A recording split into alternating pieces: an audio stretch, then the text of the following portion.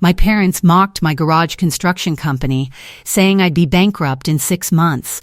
But when it won a $900 million housing contract, my sister called, "Come home at 8. Bring the contract." I arrived with. The garage was 11 feet wide and 14 feet long.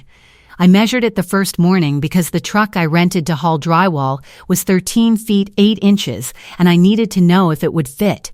It did, with 4 inches to spare on the passenger side and nothing on the driver's side. I climbed out through the bed. That was the office, the warehouse, and the break room.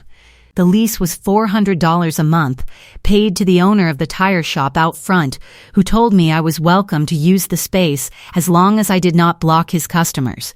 It flooded every time it rained hard, maybe once a month, and I kept a squeegee and a bucket by the door because the drain sat 2 inches higher than the floor on the east side. Nobody designed it that way. Nobody designed it at all. The walls were corrugated metal that popped and ticked when the afternoon sun hit them, and in December the cold came through so fast I could see my breath by 7 in the morning. My mother drove past it once during the first week. She slowed down long enough to look through her windshield at the hand-painted sign I had nailed above the bay door. And then she kept driving. She never stopped. In 8 years, neither of my parents walked through that door. My name is Maren. I am 34 years old. I own a construction company that employs 140 people, and 2 weeks ago we were awarded the lead general contractor role on a $900 million multi-phase affordable housing development, the largest public works contract in the county's history. The announcement ran in the Business Journal on a Tuesday. By Thursday, my sister Adrienne had called me for the first time in 5 months and said 7 words: "Come home Thursday at 8. Bring the contract." She did not say congratulations. She did not ask how I was doing. She said bring the contract, the way someone asks you to bring a dish to a potluck, like it was already partly hers, like the $900 million had a seat at the table and she was setting a place for it. But I need to go back 8 years, because the story of the contract starts at a kitchen table that has nothing to do with construction and everything to do with the kind of family that decides who matters before you are old enough to vote. 8 years ago, I sat at my parents' kitchen table on a Sunday night and asked my father, Hollis, for a loan. $15,000. Enough to buy liability insurance, rent the garage for a full year, and put a deposit on a second truck. I had a business plan printed on 6 pages. I had 3 signed contracts for residential renovations. I had a trade certification in general contracting that I earned at 24 after 2 years of night classes while working demolition during the day. I had no degree. Adrienne had a degree in business administration from a state university. I had a GED and a toolbox. My father had opinions about which of those things mattered more. There were 6 people at that table: me, Hollis, my mother Beverly, Adrienne, her husband Neil, and Gloria, a woman who had been friends with my parents for 30 years and who was sitting at the far end with a glass of wine and a plate she had barely touched. Gloria is 64 now. That night she was 56 and she said nothing. She sat there and listened while my father looked at me like I was a leaking pipe under the sink, a problem that was obvious and that he had already decided was not worth fixing. A garage. You're starting a business in a garage. You couldn't keep a summer job for 3 months when you were 16, and now you're going to run a construction company. Your sister has a degree. She has investors looking at her land. You have a truck you can barely afford and a building that floods every time it rains. You'll be bankrupt in 6 months, and when you are, don't come here asking me to bail you out, because I don't throw money into holes. 6 people heard that. Gloria set her wine glass down so slowly it did not make a sound. Adrienne looked at her plate. Neil shifted in his chair and put his napkin on the table like he was considering leaving. Beverly, my mother, who had been a school secretary for 22 years and who understood exactly how to make a room feel safe or dangerous depending on which daughter was in it, folded her hands in front of her and added her piece. Adrienne got accepted into a real program. She has a business plan. She has people calling her. You bought a toolbox and rented a space behind a tire shop. You want me to be proud of that? I'll be proud when you have a real job with benefits and a retirement account. A garage is not a company, Maren, it's a phase. I sat there with both hands flat on the table for a few seconds. Then I picked up my plate, carried it to the sink, rinsed it, dried it, put it in the cabinet, and walked out the front door without looking at anyone. I drove to the garage the next morning and squeegeed the floor because it had rained overnight, and then I started framing a bathroom for my first paying contract, $1,200. I invoiced it by hand on a piece of paper and mailed it with a stamp. That was the company. What I did not know at the time, what I would not learn for 8 years, was that the same month my father told me he would not give me $15,000 because he did not throw money into holes. He gave Adrienne $120,000 of my inheritance from my grandmother, who had died the year before, and left $240,000 to be split equally between her 2 granddaughters. Hollis was the executor of the estate. He was supposed to distribute the funds according to the will. Instead, he told me Grandma's medical bills had taken everything. He said there was nothing left. I believed him for 8 years because he was my father, and I had no reason to think he would lie about a dead woman's wishes.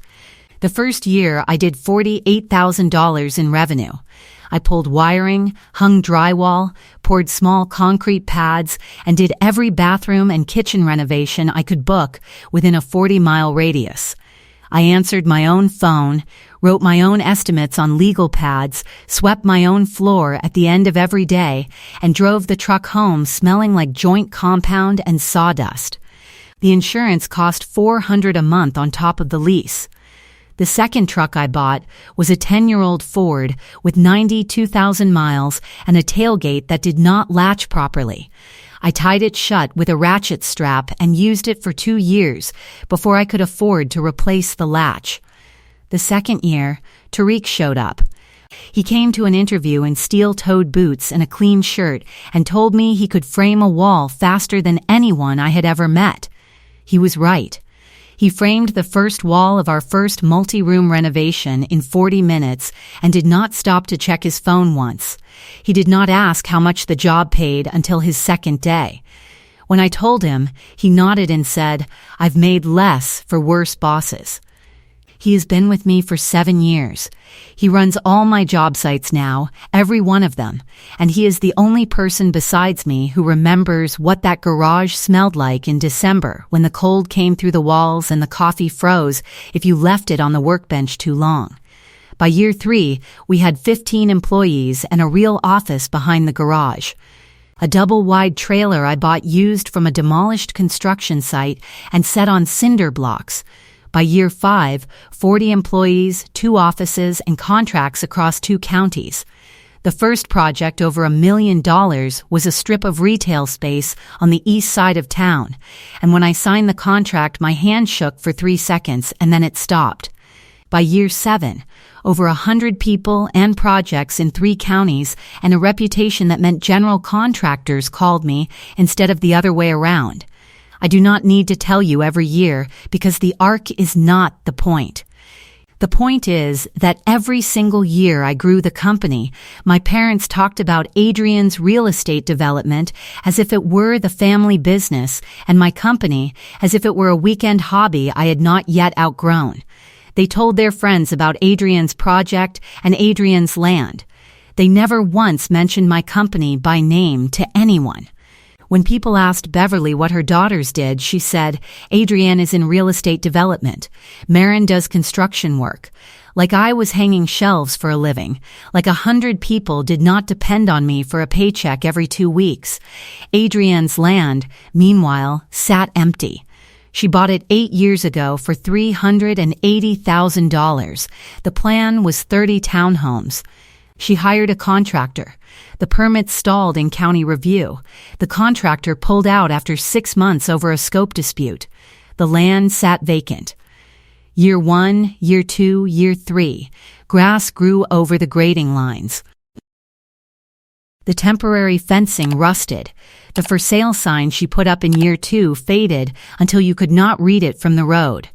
Nobody mentioned any of this at Thanksgiving. The land was always in development. The project was always moving forward. The permits were always almost through.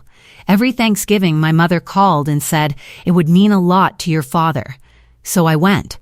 I sat at the table and listened to them describe Adrienne's plans for the $380,000 worth of vacant land she had bought 8 years earlier.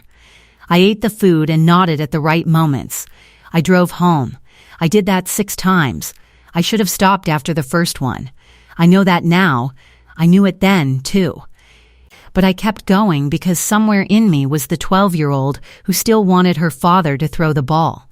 2 weeks before Adrienne's call, I was packing up the old garage for the company's move to new headquarters, a proper office building with a yard, a loading dock, and a conference room that did not flood. In a box behind the filing cabinet, I found a baseball. Worn leather, loose red stitching on one side where the cover was pulling away from the core. My father and I used to play catch every Sunday in the backyard until I was 12. He stopped the summer Adrienne started high school, and everything in the house tilted in her direction. He never said why he stopped. He just stopped coming outside. And after 3 or 4 Sundays of waiting in the yard with the ball in my hand, I stopped waiting. I held the ball for a few seconds, turning it, feeling the stitching, and then I put it in my desk drawer and went back to packing. The contract announcement came through on a Tuesday. $900 million, multi-phase affordable housing, 14 parcels on the south end of the county, 5-year build timeline. Maren Voss Construction as lead general contractor. The Business Journal ran the story 2 days later with my company name in the headline. I read it at my desk with the door closed, then went back to work because there were permits to pull and 140 people who needed the schedule for the next quarter. 3 days after the article, Adrienne called. I was in the old garage finishing the last box. The baseball was in the desk drawer. I picked up the phone. Come home Thursday at 8. Bring the contract. Her voice had the tone of someone who had already decided what you were going to do and was informing you of the time. I held the baseball in my left hand while I listened. Squeezed it once. I'll be there at 8, I said. I did not say I would bring the contract. She did not notice. If you have ever built something with your hands while the people who were supposed to believe in you told you it would fail, and then watched them call when it succeeded because they needed something from the success they mocked, you already know this story. Welcome back to Family Secret Tales. Subscribe if this is your first time and stay for this one. What I brought to that dinner was not what they expected. 4 days before the dinner, Gloria called. I had not spoken to Gloria in 6 years. She was my parents' friend, not mine, and the last time I saw her was at a Thanksgiving where she sat next to Beverly and said nothing while Hollis asked me when I was going to get a real job. Her number showed up on my screen on a Monday afternoon. I saw the news about the contract, Gloria said. Her voice was quiet, careful. I want to tell you something I should have told you a long time ago. I'm sorry I waited. What is it? I was at your grandmother's will reading. 9 years ago. I was a witness. The estate was $240,000, Maren, half to you. Half to Adrienne. Your father was the executor. He was supposed to give you $120,000. He told you there was nothing. I said nothing for a long time. I could hear Gloria breathing on the other end. I was sitting right there, she continued. I heard the attorney read the numbers. $120,000 to Maren Voss. $120,000 to Adrienne Voss Harlow. Your father signed the forms. I should have called you that same week. I didn't, because he was my friend, and I thought it wasn't my place. I was wrong. I thanked Gloria and hung up. My hand was shaking. Not from anger. From the specific kind of disbelief that comes when something you accepted as true for 8 years turns out to be a lie that was sitting in a public building the entire time, waiting for you to walk in and ask. I opened the county clerk's website on my laptop and searched the probate records, public documents, available to anyone with a name and a case number. Last will and testament, filed 9 years ago. Estate value, $240,000. Beneficiary 1, Maren Voss, $120,000. Beneficiary 2, Adrienne Voss Harlow, $120,000. Executor, Hollis Voss. Distribution status, completed. Completed, that was the word on the form. As if both of us had received what we were owed. As if the process had worked the way my grandmother intended. I received 0. The will was public. The lie was private. And the difference between those two things was 8 years of building a company from a garage while the people who stole from me told their friends I was going through a phase. I sat in my office for 11 minutes without moving. The baseball was in the desk drawer 6 inches from my right hand. I almost called Hollis right then. His number was on my screen, and my thumb hovered over the green button. But I looked at the baseball sitting in the drawer, and I thought about every Sunday until I was 12, and the garage that flooded, and the truck that barely fit, and the $1,200 invoice I mailed with a stamp. And I set the phone down. I called an attorney instead. Tariq knocked on my door 20 minutes later. He saw my face and did not ask what was wrong. He sat across from me and waited. After a minute, he said, "You measured that garage with a tape measure on day 1. You told me it was 14 feet long. Whatever this is, you'll measure it and you'll handle it." Then he got up and went back to work. That was Tariq, 7 years of just showing up. The attorney confirmed everything within a day. Hollis, as executor, had a fiduciary duty to distribute the estate according to the will. He failed to do so. I had standing to petition the probate court to reopen the estate and demand my share plus statutory interest. She walked me through the timeline, demand, letter, first. Then the petition if they refused to pay. The statutory interest rate in our state would add roughly 4% per year compounded. On $120,000 over 8 years, that was not a small number. She drafted the demand letter by Wednesday. 2 days before the dinner, I met Gloria for coffee at a diner off the highway. She was already sitting in a booth by the window when I arrived, stirring her coffee without drinking it, her purse on the seat beside her like she had been considering leaving before I got there. "There's more," she said before I sat down. "Tell me." "Your father took a second mortgage on the house 2 years ago, $34,000. He gave it to Adrienne for the land project.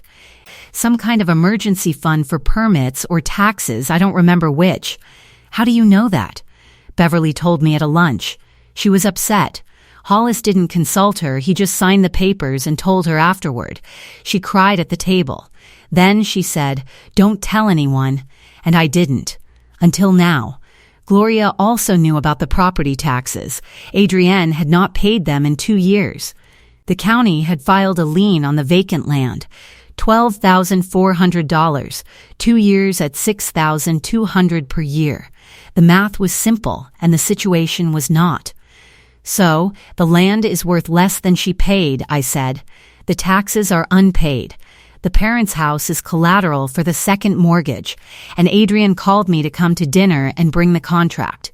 Gloria nodded. "They need you to save them, Maren. They've needed you for a long time. They just didn't want to admit it." The full picture came together over that cup of coffee. Adrienne bought the land for $380,000. The money came from 3 sources, the full inheritance of $240,000, including my stolen share. $34,000 from the parents' second mortgage, and the rest from Adrienne's own savings and a small personal loan. The development was supposed to be 30 townhomes. It produced 0. The permits stalled. The contractor walked. The land sat vacant for 3 years while taxes accumulated. The lien hit 6 months ago and blocked any sale.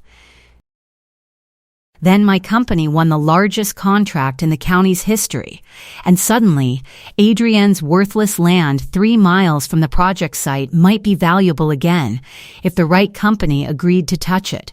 Come home at 8. Bring the contract was a rescue operation dressed as a family dinner. Adrienne wanted my company attached to her land so she could refinance the loan, clear the lien, and protect our parents' house. The whole dinner was a pitch meeting in disguise. Everyone at that table was going to sit there and ask me to save the investment they made with money they stole from me. The irony of that was so clean it almost did not need a confrontation. I almost did not send the letter, almost walked in cold and laid it all out face to face. The way I handle everything on a job site, directly, without warning, without giving anyone time to rehearse their answer. But Tariq said something that morning that stopped me. We were standing in the yard outside the new office, looking at the trailer being loaded onto a flatbed, and I told him what I was planning. He listened, the way he always listens, with his arms crossed and his weight on his back foot, and then he said, "Don't give them the first move. You've been giving them the first move for 34 years. He was right. I had the certified letter sent to the house on Wednesday morning.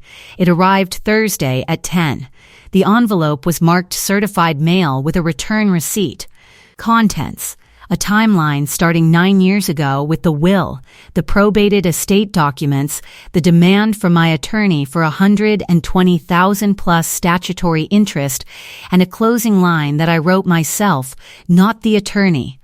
I will not be developing Adrienne's land. I will not be paying the second mortgage. The contract is mine. It is not the family's." Adrienne texted me at 2 o'clock. "What is this letter?" No response. 3:15, Mom is crying. Dad won't come out of the garage. No response. 4 o'clock, you sent a lawyer's letter to Mom and Dad's house? Are you serious? No response. 6 o'clock, are you still coming at 8? One word, yes. I could picture the house. Beverly at the kitchen table with the letter and a cup of tea that had gone cold. Hollis in the garage sitting on the stool he keeps by the workbench, reading the demand letter for the 3rd time and trying to find a way out of it that did not involve the word sorry. Adrienne pacing. Neil reading the will copy and putting things together that nobody had told him before. That evening, I put on my jacket. I took the baseball from the desk drawer and slipped it into the inside pocket. The leather was warm from the drawer, and the stitching pressed against my palm through the lining. I drove to Gloria's house and picked her up at 7:30. We sat in the car for a moment before I pulled away. "Are you sure you want me there?" Gloria asked. "You were there the first time they chose her over me." "I want you there for the last time." Gloria nodded. We drove to my parents' house in quiet. The porch light was on. 2 cars in the driveway, Hollis's truck and Neil's sedan. I parked on the street. I touched the baseball through the fabric of my jacket, felt the loose stitching against my palm. Then I got out. If you have ever walked into a room where everyone already knows the truth and nobody wants to say it out loud, where the envelope is torn open on the counter and the air feels like something is sitting on it, you know what that kitchen looked like at 8 o'clock on a Thursday night. If you are still here, this is Family Secret Tales. The next part is the reason I told this story. The torn envelope was on the counter by the toaster, ripped open from one end, the certified mail sticker still attached.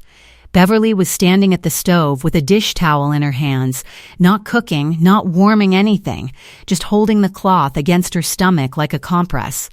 Her eyes were red, and she had not reapplied her makeup, which told me she had been crying that morning and had stopped trying to hide it by afternoon. Hollis sat at the head of the table with both forearms flat on the wood and his jaw clenched so tight I could see the muscle jumping at his temple. He was wearing the same flannel shirt he wore to every family dinner, the one with the frayed cuff on the left sleeve. Adrienne was across from an empty chair, arms crossed tight against her ribs, her back not touching the chair. Neil sat beside her, quiet, his hands folded on the table in front of him, the posture of a man who had been told to be here and had agreed without knowing why until the letter arrived. I walked in. Gloria came in behind me. Adrienne's eyes went to Gloria and her face shifted. Why is she here? She was here the first time. I pulled the printed copy of the probated will from inside my jacket and set it on the kitchen table, face up. Not the contract. The will. Adrienne stared at it. You didn't bring the contract. I brought a different one. The room shifted. Nobody stood up or sat down, but the weight redistributed. Adrienne leaned forward, uncrossing her arms, trying to steer the conversation back to her plan. Your project site is 3 miles from my land. If you develop even 10 acres as a residential extension, I could refinance the loan, clear the lien, and we could all move forward. This could work for everyone, Maren. It's a good deal. No. Hollis straightened in his chair. Let her finish, Maren. I read the letter I sent you. You read the letter I sent you. We're past pitches. Silence. Beverly's hands tightened around the dish towel. Gloria sat in the chair by the window, the same spot she had occupied 8 years ago when Hollis told me I would be bankrupt in 6 months. Beverly spoke first. Grandma would have wanted the money to go where it was needed, Beverly said. Her voice was careful, rehearsed. Like she had been practicing the sentence since 10 o'clock that morning when she opened the letter. Adrienne had a real plan. She had investors. She had a program. Grandma wanted it split equally. That's why she wrote it in the will. She didn't write give it to the daughter who needs it more. She wrote 2 names and 2 numbers. You were the executor, Dad. You signed the papers. You were supposed to follow what she wrote. You chose not to. Hollis's jaw worked once, but nothing came out. I could see the muscles in his neck tightening, the way they used to tighten when he was deciding whether to yell or go quiet. He chose quiet. He always chose quiet when he was losing. 8 years ago, I sat at this table and asked you for $15,000. You told me you didn't throw money into holes. That same month, you took $120,000 that belonged to me, that Grandma left me by name, in writing, an illegal document, and you gave it to Adrienne for a land purchase. You told me Grandma's medical bills took everything. You looked me in the face and lied. Beverly's dish towel was wadded into a knot. Hollis's hands pressed flat against the table. The fingers spread, the veins standing up along the back of his hands. I went home that night and I squeegeed the floor of my garage because it had rained. I framed a bathroom the next morning. I sent an invoice for $1,200, and you sat here knowing you had given my inheritance to Adrienne and told me nothing. I paused. What did you think was going to happen? That I would never find out? That the county clerk's office would close? That Gloria would stay quiet forever? Gloria, sitting by the window, did not flinch. She looked at Hollis with the steady expression of a woman who had waited 9 years to be in this room at this moment. You called my company a phase.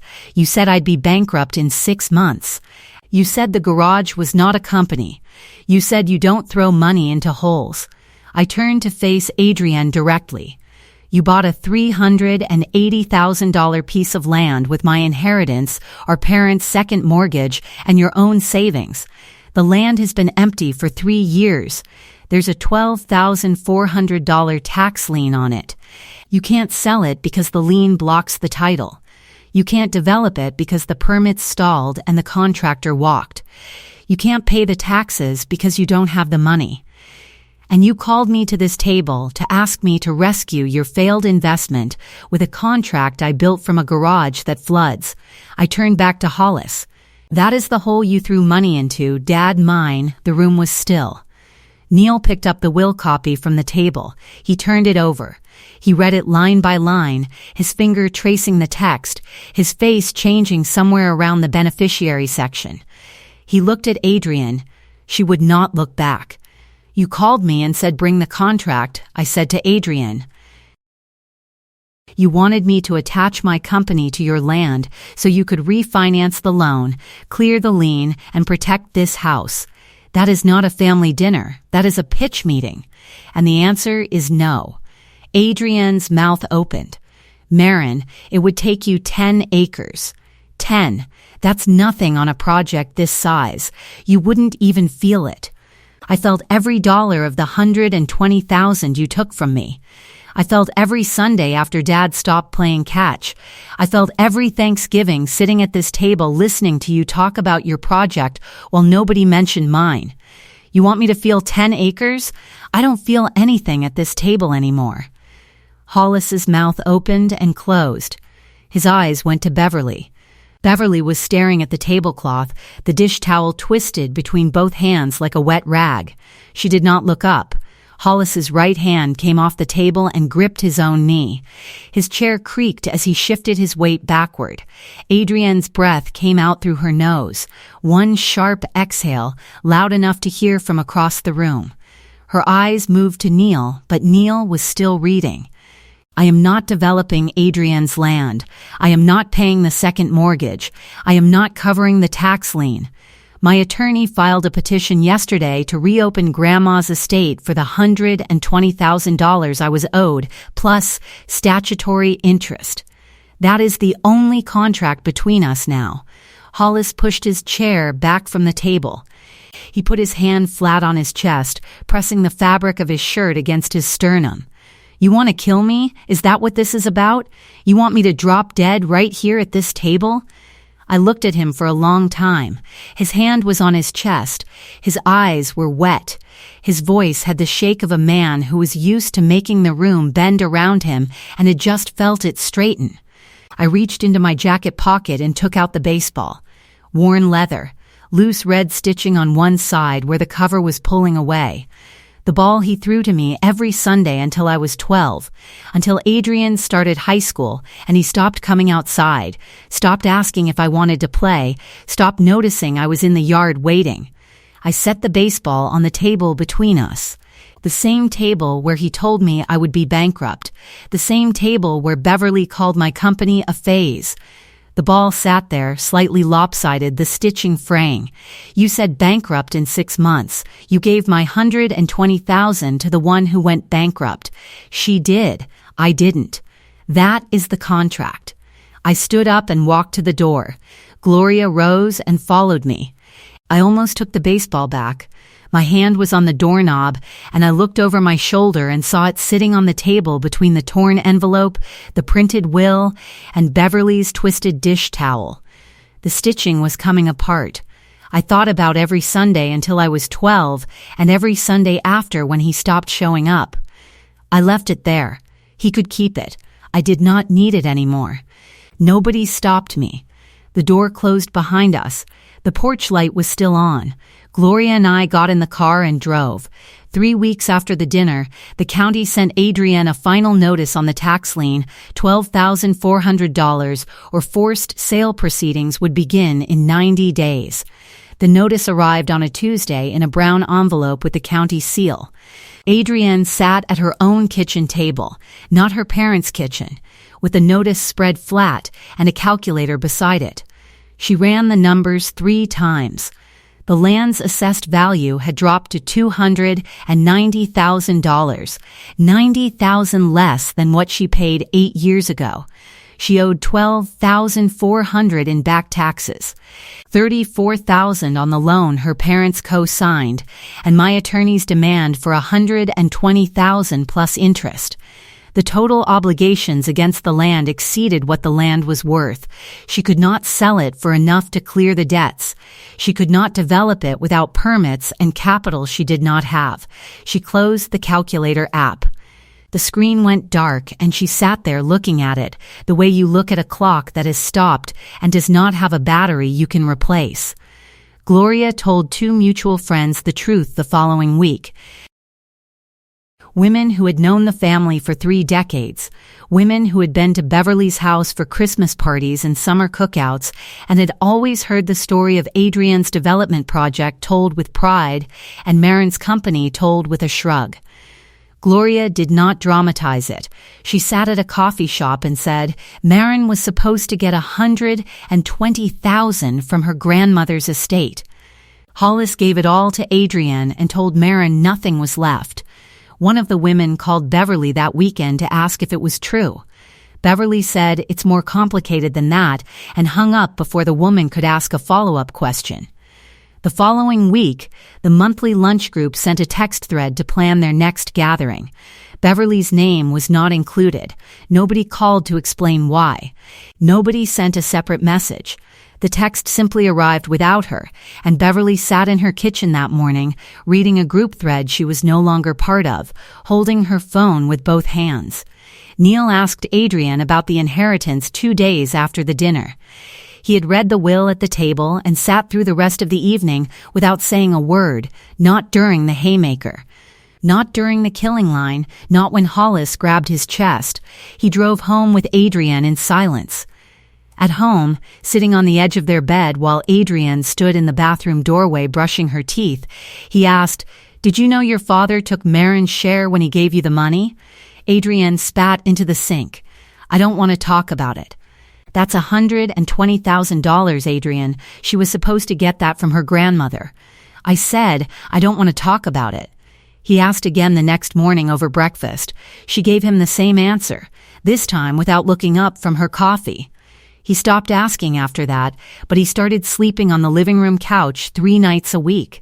When Adrienne asked why, he said one word, thinking. He did not elaborate. She did not push. The couch became his spot Monday, Wednesday, and Friday, and they both pretended it was about his back. Adrienne's commute ran along Highway 7 every morning. She drove Neil to the county water department where he worked and continued to her own office. A desk at a property management firm that paid her $41,000 a year, a salary that covered the bills but not the debts, and certainly not the $12,400 in back taxes the county wanted by September. 3 weeks after the dinner, a billboard went up at the entrance to the project site, Maren Voss Construction, lead general contractor. White letters on dark blue steel. 60 feet tall.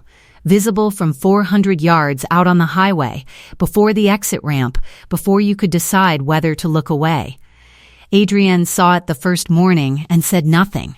Neil, in the passenger seat, said nothing either, but his eyes stayed on the sign for a full 5 seconds as they passed. She took Highway 7 the second morning and kept both hands on the wheel and her eyes forward. On the third morning, she turned onto the bypass instead. 12 extra minutes each way. 24 minutes a day of driving she did not used to do, added to her commute because she could not look at her sister's name in white letters on a sign the size of a building. On the fourth morning, she took the bypass again without mentioning it. She stopped taking Highway 7 after that. Neil noticed. He did not ask. 6 weeks after the dinner, I was sitting at my desk in the new office at the project site, a temporary modular building, white walls, industrial carpet, one window facing east toward the first phase of the development. My desk had 2 things on it besides the project files. First, the framed copy of the first invoice I ever sent. $1,200 handwritten on a sheet of paper for a bathroom renovation 8 years ago. Tariq framed it last Christmas. He brought it in on a Monday morning, set it on my desk without a word, and walked out. I never asked him to do it. He just knew.